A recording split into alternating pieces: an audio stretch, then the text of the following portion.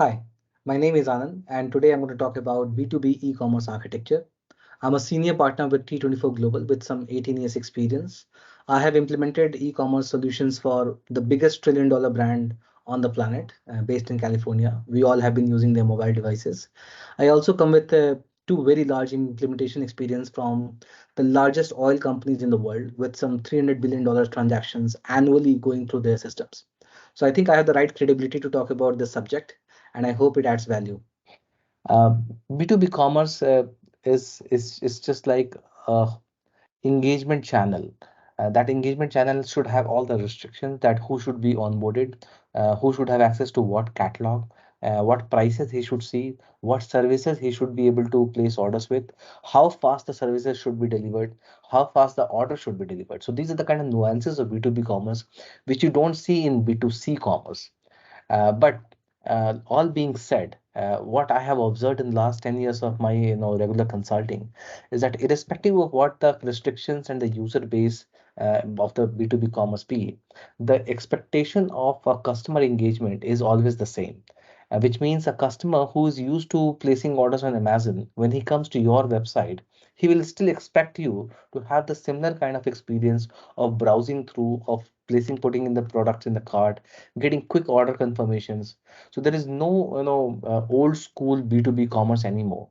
The customers who have been using B2C commerce outside in their original world, they will expect the same experience. So first, the foremost important part is the customer experience part.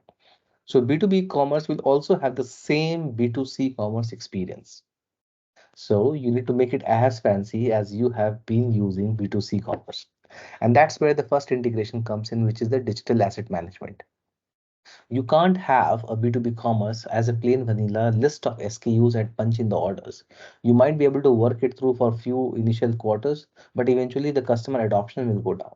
So you need to make sure that the right level of customer content, engagement content, be it media, be it videos, those kind of contents have been pushed to your B2B commerce. And that's where a third party digital asset management is required to keep the commerce afloat, more engaging. Now, digital asset management, systems which might be third party. A lot of people use Adobe for digital assets storage. A lot of people use some other, S3 buckets with high integration to CDN storages, just to make sure that the digital assets are faster loading and they are kind of cached into the e-commerce application for seamless delivery. So that is the first part. That any asset which is engaging should be part of the e-commerce, and second, it should be engaging but prompt enough to load on your websites. If there is a video which takes a minute to load, then nobody wants to see that video. So your video should load within a second, and that should be the streaming power. You need to work with the Vimeos of the world, the YouTubes of the world, or even hire some third-party digital assets company who can manage those videos for you and punch it to you through a bunch of URLs which you can embed in your e-commerce application. Second is the other channels. B2B commerce doesn't work by itself. It has to have its own integrated towards third-party channels, wherein the third-party channel should be able to demonstrate what products you have. Now, this third-party channels could be, somebody's mobile application, like, there are a lot of, Amazon apps, for example, if they're also having their own B2B channels. So if you are able to integrate your commerce to Amazon applications, then that should also becomes a channel. You might be able to create your own channels while creating your own mobile apps, your own IoT based apps, so that a recurring order entry can be delivered from not just from your core application, but from the other channels which you have integrated. So what I am trying to summarize here is that you should have a lot of integration to third party channels. Now, these third party channels could be outside your controls, and then the second party channels which could be in your control but managed by somebody else in the organization, like mobile apps, IoT based applications who can also drive orders and services request for you. Third, and the other important part is the order management ERP. uh, Most of the customers will have heavy weights in old ERPs. So you have to find a way of pumping in the right master data systems. For example, product master, price master, order master, customer partner data, the B2B data in terms of ship to, sold to uh, kind of addresses, and their contract IDs, then the user data. So a lot of this data generally sits in order management ERP, and the order management has been, when it comes to B2B ecosystem, the ERP is the master 99% of the time. So if you're not sure where to put your master data, always think ERP. And I'll tell you the reason later. But from an enterprise architecture perspective, it is always the best practice to find all possible ways. And I'm going to take a pause here to find all possible ways of keeping your master data in some ERP system. Now, a lot of world has moved towards S4 HANA, and S4 HANA is a cloud-based ERP. Similarly, Oracle Cloud also has its own, Cloud Fusion kind of ERP. All of these kind of large heavyweights ERP can always scale across multiple countries, multiple lines of businesses. So trusting these applications for your master data is definitely the best idea. E-commerce is not a master data system. E-commerce is an engagement channel. You have to treat it as an application in which you can create a lot many functionality for customer engagement, but don't treat it as a master data system. It is not built for that. And if they are saying that they do build for that, then you will end up having a huge amount of SaaS based, brick cost, data bricks cost. I have had similar experiences with one of the largest cloud provider in the world, and I must tell you that the experience of the pricing was not very nice. So you have to find an ERP to keep your master data out, especially the customer master data. So when it comes to order management, you should punch out data to e-commerce application with a lot huge amount of flat file. And it talks about the customer master data. It's about the customer relationship among the master data. For example, ship to one ship to might have multiple bill tos, right? And similarly, one sold to might have multiple ship tos. So that relationship data should also be imported. Third part is the simulated order pricing. Now, B2B has a lot of pricing complexity, which e-commerce generally is not able to handle. So you have to make sure that the e-commerce application is actually simulating the same sales order which is being formulated in the order management ERP. So the moment you hit a cart, your e-commerce should be able to synchronize the same draft sales order on the ERP side and simulate the entire customer data in terms of sold to, ship to, bill to, the pricing contracts, the finance and taxation APIs, the shipping APIs, which are integrated to the ERPs generally. And those things should be able to give you the right kind of information as to what should be the actual order value. And then the e-commerce should only display that order value. But no. So what I'm trying to tell you that any kind of logic which comes about creating a product cart in a B2B cart should actually be mastered in your order management ERP, and it should be simulated to e-commerce. That's a strong view. Most of the guys who are selling e-commerce to you, be it SAP or Apple, they might not tell you this because they want to sell the e-commerce license. But in a real world, if you want to have the real implementation done, you will land up simulating orders in a very, very strong synchronous way, almost as good as a real-time synchronization with the order management ERP to get the output out. So make sure that this is very well taken care. Sometimes this architecture becomes complex, but so it be.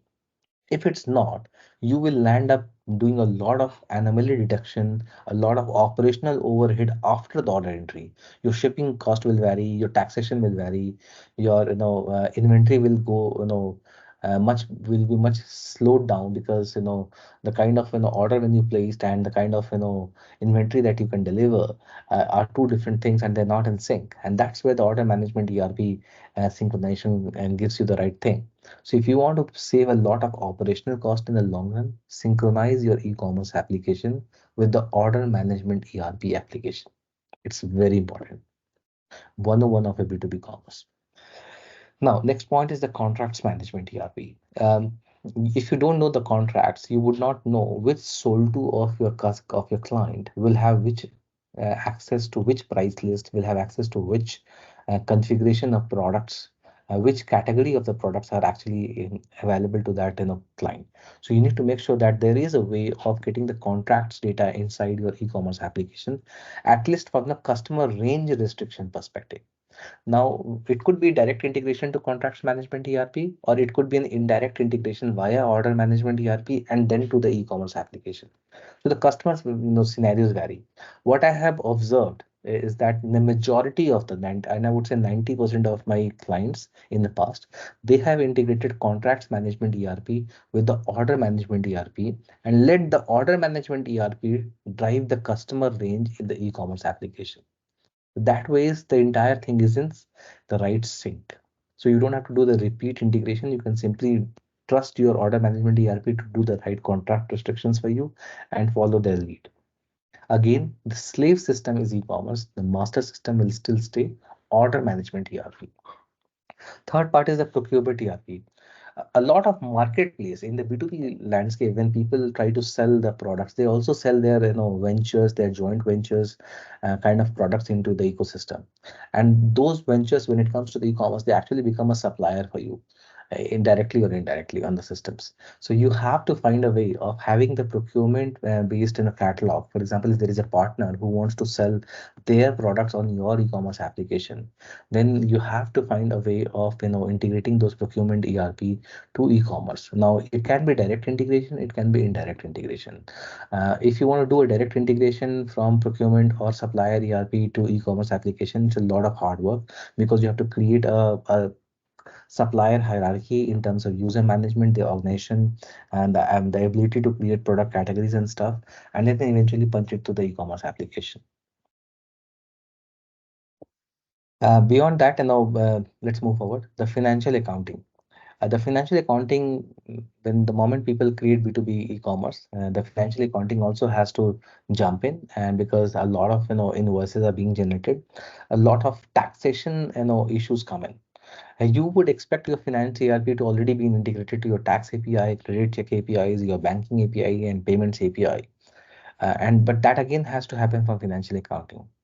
I generally do not recommend a direct integration of payment gateways from e-commerce application because in a B2B e-commerce application, the e-commerce application is just one channel. A lot of orders also comes through purchase orders, via direct sales, via account managers, from farming account managers. So there's a lot of other ways of getting orders also. So if and all those orders will eventually hit the order management ERP and finance accounting ERP might not never hit a e-commerce application. So you have to understand that e-commerce in that case just becomes a channel. So to honor that channel as a slave system and keeping your order management and finance accounting continues as a master system, I would suggest that all the third-party taxation API, credit check APIs, banking APIs are always integrated directly to the financial accounting ERP softwares, but not to B2B e-commerce. The market, all your vendors, when you're buying e-commerce applications from them, they will try to upsell these and then nuances to get a better deal from you. But then that will never help. What really helps is is a larger stabilized operational overhead, wherein the financial accounting is the master. It does takes care of the tax. It does takes care of the credit check. There has to be an operational workflow around it. And the rest of the engagement part only, the order entry part only has been taken care by the e-commerce application. So that's one of the important takeaways that I would like to tell you, that keep your APIs direct away from B2B commerce and keep it integrated to your ERP applications. Now, let's talk about the CRM side of integrations. A lot of customers, and in most of the customers, in fact, they have their own ways of importing newer accounts. And the first time place where the new accounts hit the companies are in the CRM system, where that's where we create a customer, right? You update a customer, you create the list of contacts within a customer. So all of these have to be created inside the CRM. So the best way to keep this all intact with your B2B e-commerce application is to not to directly integrate e-commerce to CRM for the customer master. Let the CRM update your order management and financial accounting system first. Let the DebMas, the actual master data system of the customer accounts inside your order management ERP, come back to e-commerce and then punch it through, right? What you could do is to do a e-commerce based order entry update to the sales CRM so that the sales CRM can see the pipelines of how many orders got closed.